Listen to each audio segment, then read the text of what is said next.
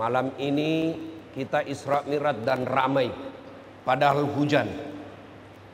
Insya Allah kedatangan kita di tempat ini membawa berkah kalau kita mengambil iktibar pelajaran dari ceramah. Saya sakit, meskipun begitu saya tidak suka ceramah duduk. Ya, saya sesuaikan saja kemampuan saya. Ibu bapak, saudara-saudara sekalian, 1400 tahun yang lalu terjadilah peristiwa spektakuler di mana diperjalankan seorang manusia dari Masjidil Haram di Mekah ke Masjidil Aqsa di Palestina, lalu naik ke langit pertama sampai langit ketujuh, menuju Sidratil Muntaha, lalu kembali ke dunia dalam waktu yang sangat ringkas. Peristiwa spektakuler ini karena waktunya sangat ringkas, sementara perjalanannya sangat panjang. Hukum fisika, makin jauh perjalanan, makin lama waktu yang dibutuhkan. Tapi kejadian Isra Mi'raj ini naik ke langit, tapi waktunya sangat ringkas. Dalam Al-Quran Allah jelaskan, Subhanalladzi asra bi abdihi lailam minal masjidil harami ilal masjidil aqsa. Ayat ini menjelaskan kejadian Isra Mi'raj itu sebagian malam saja. Dekna genak si wenni. Tidak cukup satu malam, sebagian malam saja. Kalau satu malam dari maghrib sampai subuh. Tapi ayat ini dikatakan lailam, sebagian malam saja. Maka ketika Nabi menceritakan Isra Mi'raj ini, orang-orang kafir Quraisy berkata, "Ai, gila ini Muhammad. Mana bisa dari Masjidil Aqsa? Hari ini ada lagi di sini." Ternyata mereka lupa bahwa kejadian Isra Mi'raj itu bukan Nabi yang berkehendak, tapi Allah yang punya mau. Coba kita ayat tadi yang dibaca korek kita. Subhanalladzi asra bi abdihi. Maha suci Allah yang telah memperjalankan hambanya. Apa yang dimaksud memperjalankan? Berarti Allah yang aktif, Nabi Muhammad terima beres. Allah yang punya usaha, Nabi tinggal terima beres. Sama juga kalau saya diundang pergi Jakarta di ceramah di Jakarta, saya terima beres. Kenapa? Saya diundang. Namanya diundang, maka dijamin semuanya oleh Allah. Maka Allah yang menjamin semua perjalanannya dari Masjidil Haram ke Masjidil Aqsa. Pertanyaannya, kenapa mesti ke Masjidil Aqsa? Kan bisa di orang dari Mekah naik ke langit, ya kan? Bisa dari Mekah langsung ke langit. Kenapa ke Palestina lagi? Sama tong kita, kalau di sini kan boleh langsung ke Jakarta direct. Kenapa ke Surabaya dulu? Kenapa mesti ke Palestina dulu? Allah jawab dalam Al-Quran, linuriyahu min ayatina. Allah ingin memperlihatkan sebagian dari tanda-tanda kebesaran kami. Kata Allah, apa saja yang Allah perlihatkan dari sekian chapter-chapter kehidupan, sifat-sifat kehidupan, tidak semua Allah paparkan dalam Isra Mi'raj, hanya sebagian saja untuk menjadi iktibar pelajaran bahwa ini kejadian bahaya. Apa itu? Pertama, ada orang Pak menanam, langsung tumbuh, langsung panen, tumbuh lagi, tanam, langsung panen. Ada kira-kira Bapak tahu tanam langsung panen? Kalau di kampungku tanam gagal panen. Ini tanam langsung panen. Nabi bertanya, Jibril, siapa pula itu Jibril? Itu umatmu yang rajin bersedekah. Nah ibu-ibu, bu, yang banyak emasnya, belajar ki sedekah ibu. Di, yang ada emas berliannya ibu, bawa ki sedekah. Kalau kita kaya, jangan pakai yang asli, yang palsu mau saja. Karena enaknya itu orang kaya biar palsu, Nabi bilang asli. Ah, masa palsu tahu orang kaya itu. Beda kita orang miskin. Sudah asli Nabi bilang, di mana tuh dapat itu palsu gitu. Ya toh?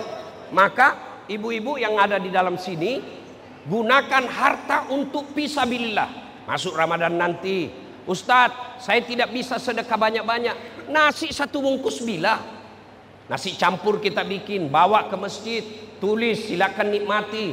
Ternyata yang makan penghafal Quran. Selama dia menghafal Quran, selama itu yang kirim makanan dapat. Ibu-ibu, kalau mati siapa pakai emas tak, Ibu? Kalau meninggal Ibu, siapa pakai emas tak? Istri kedua. Meninggal Ibu toh, nambil mitu emas tak, nambil cincin tak, susah keluar, nak kasih pakai sabun. Sudah itu nambil lagi gelang tak. Ini dulu waktu kita pi umroh sayang, emas Dubai ku belikan ki. Sudah nak ambil lagi kalung tak. Ini dulu ulang tahun pernikahan tak. Terakhir nak kasih cabut juga gigi palsu tak. Sudah itu dia simpan baik-baik, masuk di lemari. Dia bungkus, menangis dia. Kasih mana masih gak musalaika. 3 bulan kemudian ketemu janda. Oh, tamangis mana dulu? Nah kasih itu emas tak. Nah bilang, dek, ini emasku, istriku punya tapi mati nih. Pakai ini. Maka Ibu, daripada nak pakai istri kedua, mending sedekah. Adek-dek, kenapa kau susah cari kerja? Karena malas kau sedekah. Tolong tunjukkan saya di sini yang bangkrut gara-gara sedekah. Ada kita kenal bangkrut gara-gara sedekah? Ada?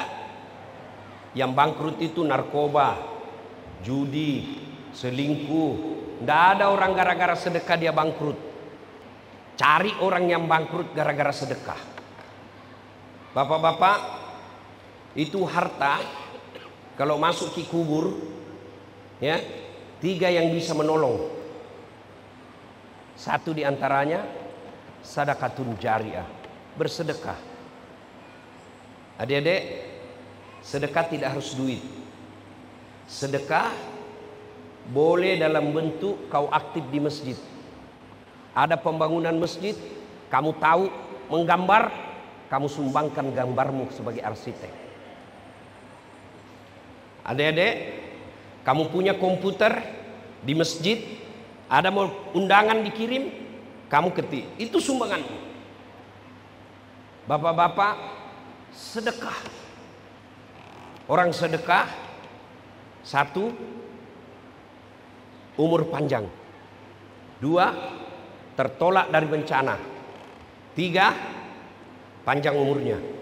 Coba lihat, sebaliknya orang pelit, seke. Coba kalau orang dermawan Pak, pergi dikubur, singgah di kubur, baik kita ini Ustaz. Waktu hidup ki selalu kirim burasa di masjid, selalu kirim kue di masjid. Doakan ki, padahal sudah 5 tahun meninggal, orang masih mengingatnya. Sebaliknya, kalau pelit, jangankan mati, masih hidup ki saja nak doakan ke orang sial.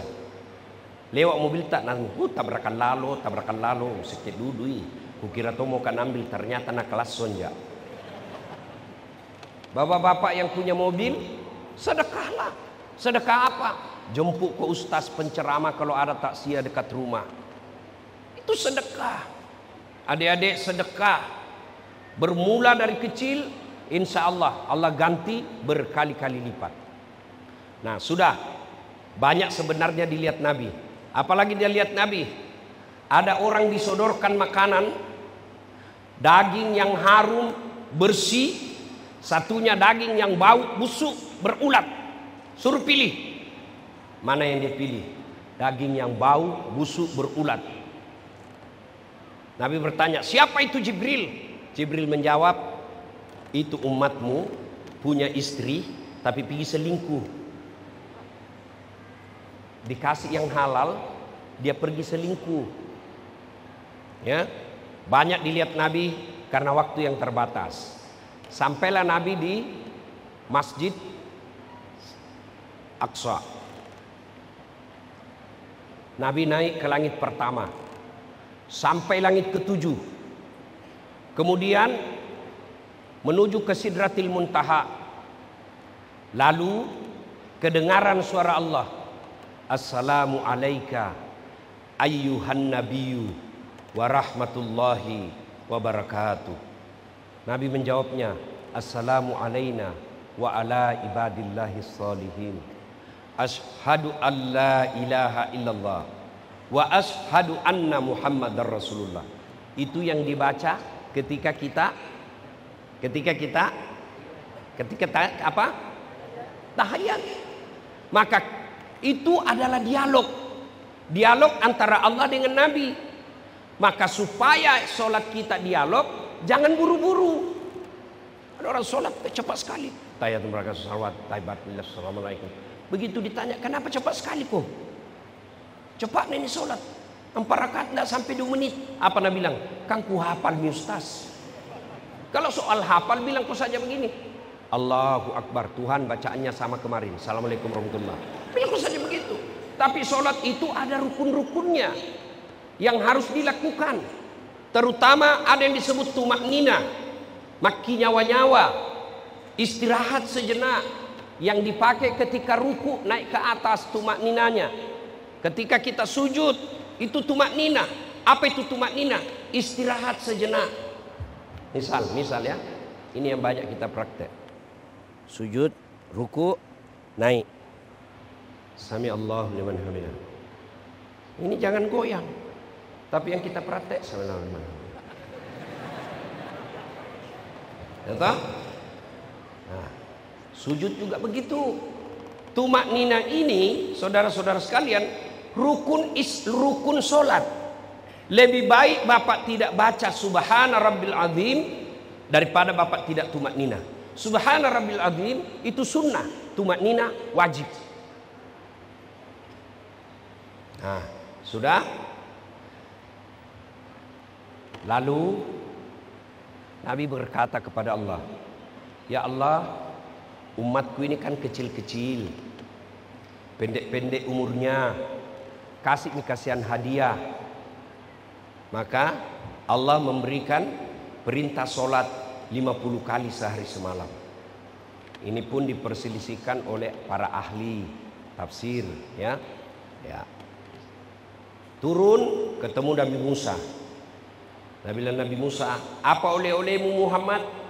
Alhamdulillah dikasih sembahyang. Berapa? 50 kali sehari semalam. Enggak salah itu. Iya 50. Banyak sekali. Minta kau naik kau minta diskon. Naik kau minta diskon. Naik Nabi, dikurangi 5. Turun lagi, kata Nabi Musa, masih banyak, naik kau lagi. Setiap kali naik dikurangi 5. Terakhir tinggal 5. Nabi Musa bilang, masih banyak itu bos. Nabi Muhammad kelihatan cerdasnya. Setiap saya kali naik dikurangi 5. Kalau naik lagi ini, tidak ada yang dapat. Ternyata apa yang dikhawatirkan Nabi Musa betul adanya. Bagaimana misalnya jadi 50 kali sehari semalam Pak? Tidak ada kesempatan jadi caleg. Sembahyang mami terus diurus. Keluar ke rumah. Hayya 'alas shalah. Sembahyang lagi. Keluar ke lagi. Hayya 'alal falah. Sembahyang lagi. Alhamdulillah, meskipun tinggal 5, nilai keutamaannya sama 50. Nah, ini intinya. Nabi kan waktu Isra Mi'raj disebut tahun duka cita. Ibu-ibu, kalau maulidnya Nabi disebut tahun gajah. Kenapa disebut tahun gajah? Ada pasukan gajah Abraha. Kalau Isra Mi'rajnya Nabi disebut tahun duka cita. Kenapa tahun duka cita? Ada 2 orang yang meninggal sangat mencintai Nabi dan dicintai Nabi, meninggal pada tahun yang sama. Siapa? Abu Thalib dan Siti Khadijah. Sampai Nabi bersabda, sedih sekali ditinggal istrinya. Nabi bersabda, itu ciri-ciri wanita penghuni surga. Bu, halo ibu, kalau besok-besok lebih dulu kita meninggal ibu, besok misalnya toh, besok, mau diapa pasti kita meninggal? Lebih dulu ki meninggal. Nah suami tak berduka terus. Kenapa cepat sekali ini istriku? Meskipun suka ngomel tapi saya sayang dia. Rasanya tidak bisa mak teruskan hidupku. Itu ciri-ciri penghuni sorga ibu. Tapi kalau sebaliknya, begitu ibu meninggal suami tak masuk kamar berteriak, merdeka! Bu, ibu, bu, mau ki gampang masuk surga? Mau ibu? Mau? Taati suami. Banyak jalan menuju surga Ustadz. Betul banyak tapi macet. Harus kita tahajud, harus Senin Kamis, tadarus, duha. Tapi kalau taat sama suami, gampang dia masuk surga. Kata Nabi, barang siapa seorang perempuan mendirikan sholat, dia jaga harga dirinya, dia taati perintah suaminya, dan dia jaga keluarganya, kata Nabi, tadkhulul jannati bisalam, silakan kau masuk surga dengan penuh kebahagiaan. Maka bapak-bapak, kalau kuliah di semua model ini pak, takut semua aja kisah cerita. Pak, kalau ada istri suka menunjuk-nunjuk perintah-perintah, begini kok, jangan kau panggil sayang. Tidak cocok dipanggil sayang itu, panggil coach, pelatih. Ibu, kalau ibu mau gampang masuk surga, taati suamimu. Datanglah seorang sahabat melapor sama Nabi, ya Rasulullah, tetanggaku keterlaluan, magai, mulai sakit, sakaratil maut, sampai dimakamkan ibunya 3 kali saya datang panggil, tidak datang-datangi. Kenapa bisa?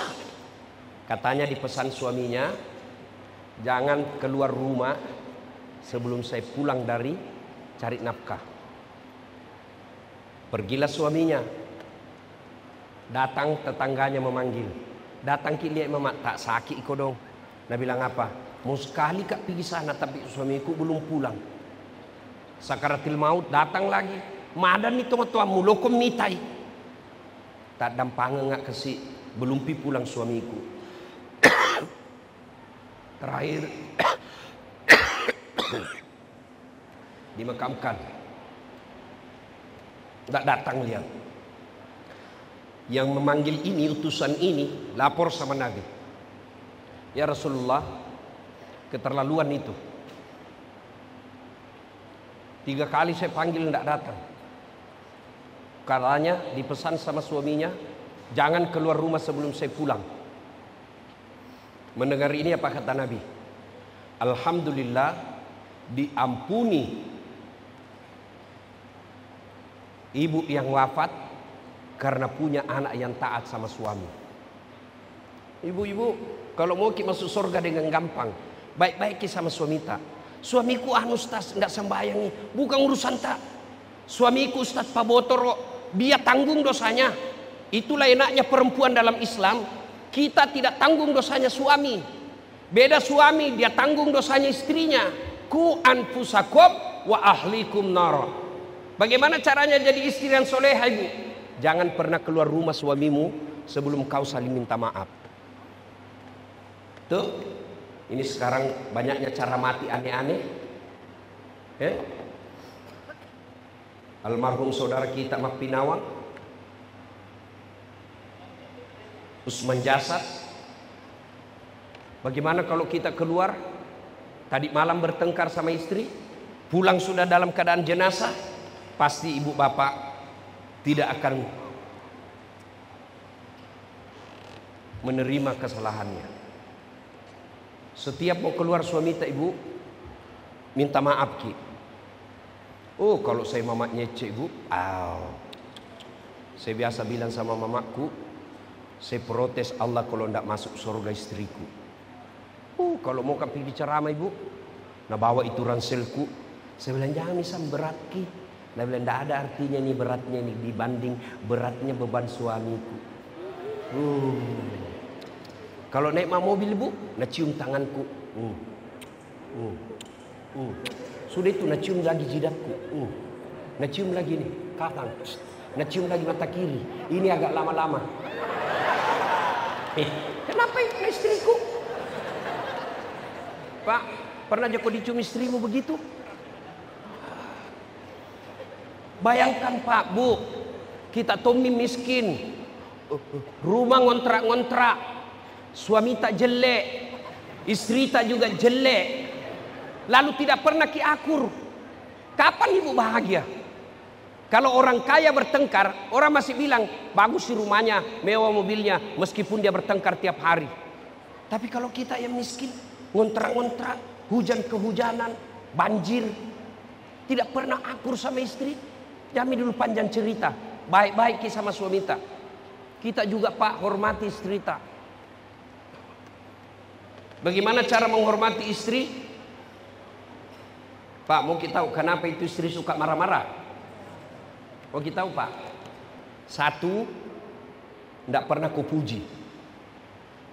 Maka puji itu istri. Biar bohong boleh. Ya Bu toh? Cantikmu sayang. Makin cantik kau lihat. Biar dia tahu kita bohong, nah suka tonji. Dua, tidak pernah kau belikan perhiasan. Maka ibu-ibu, bapak-bapak, kalau mau istri baik, belikan perhiasan, mana palsu. Kalau nak tahu palsu, bilang kau tahu misalnya toh, terbatas uangku. Yang penting cintaku asli. Masya Allah. Rumah tangga, suami istri baik. Nabi Bu, Masya Allah. Nabi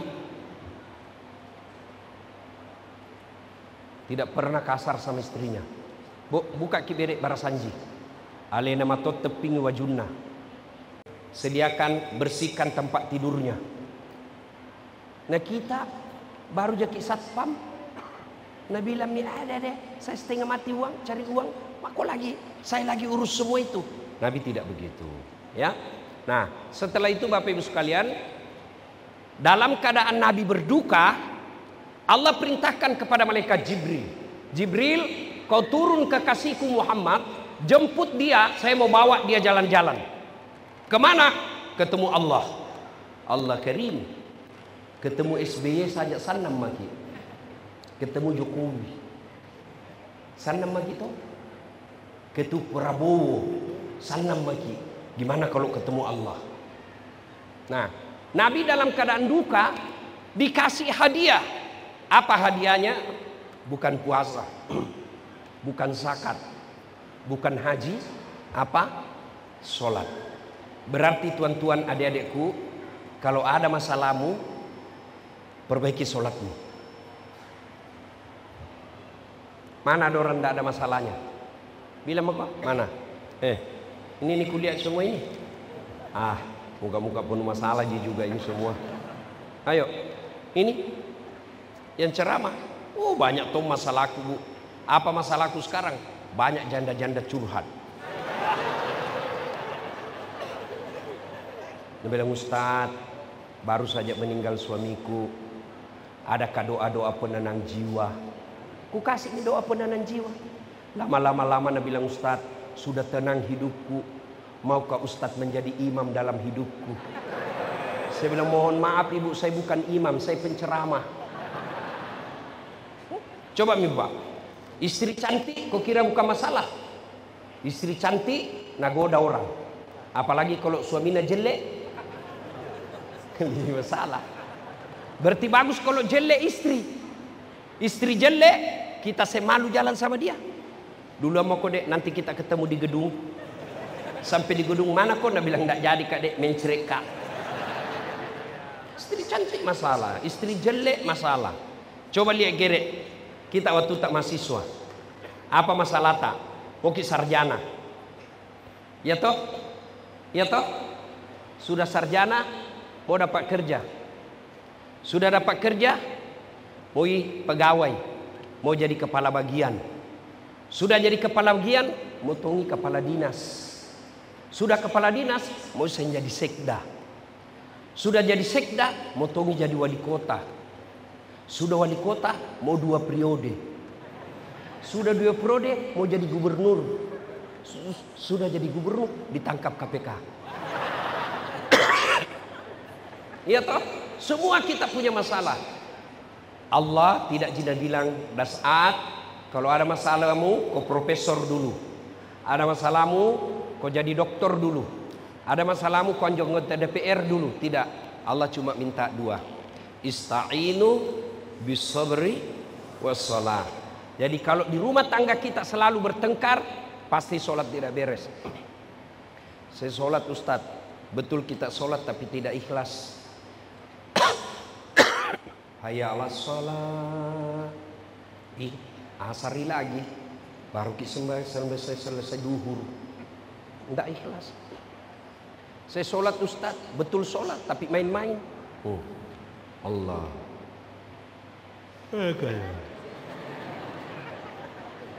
Ada orang sholat pakai tidak semangat ketemu Allah. Mulai takbirnya kayak main-main.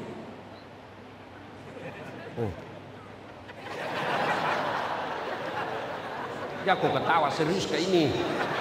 Kok ketawa karena begitu kok semua. Ya. Jadi kalau ada masalah, pasti sholat kita tidak beres. Apa susahnya Allah kasih selesai masalahmu? Kecil buat Allah. Penting sembahyang. Sembahyang ya Ustaz. Kenapa paling tidak nak kasih ke Tuhan apa yang saya mau? Berarti apa yang kita minta tidak baik. Masih ingat Ki 2014? Pilwali Makassar. Ikut toh nggak toh? Toh? Kalah? Tidak. Cuma yang menang lebih banyak suarana. Oh Allah tahu.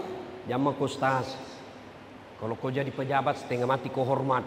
Siapa jenderal? Siapa Kapolres? Siapa jaksa? Saya jadi ustaz. Mereka semua yang hormat sama saya. Jadi perbaiki sholat. Ya, insya Allah sholat baik, kecil bagi Allah memperbaiki hidup kita. Bapak Ibu saudara-saudara sekalian, ini saja tausiah kita pada taklim kita kali ini. Mau saya lama-lama tapi sakit kak. Kali masih mau dengar ceramahku gampang. Nonton YouTube. Jangan lupa like and share. Serius kak. Bos, kalau kau nonton YouTube ada iklannya, jangan kau skip ki. Nonton 1, 2, kamu dapat ilmunya, saya dapat dolar. Toh, kamu kan jiwamu. Alhamdulillah banyak anak yatim kita sekolahkan, kita bikin masjid. Ya, fakir miskin. Nah, itu dari mana? Itu dari like and share. Ya, Ibu bapak saudara-saudara sekalian, ini saja tausiah kita. Mudah-mudahan ada manfaat. Terima kasih Prof. Hamid Awaludin.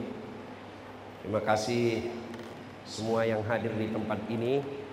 Ini pengurusnya Al-Markas, hebat-hebat, anak-anak muda. Ya. Masih muda-muda dan responsibility-nya bagus. Tahu ya aku responsibility? Pokoknya itu bos saja. Ya. Pulang ke ini nanti pesan 1, jadi istri yang soleha, jadi suami yang soleh. Kalau kita sudah miskin, rumah kontrak-kontrak tapi bahagia ki, ada harapan. Yang kedua, semua orang punya masalah, maka ketika ada masalah, perbaiki sholat.